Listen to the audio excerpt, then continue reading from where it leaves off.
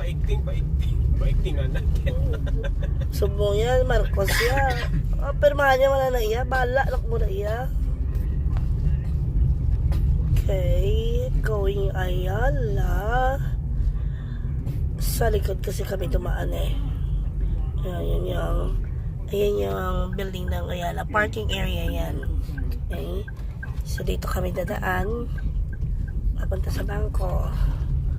So, yan yung Ayala.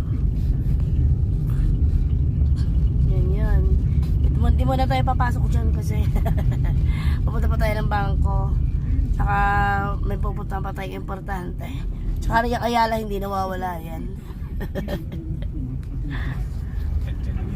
Oo, dyan lang yan eh. Naka-ano lang. Nakatenga lang yan dyan. Hindi na maaalis yan dyan. Nakasimento yan eh. Yan.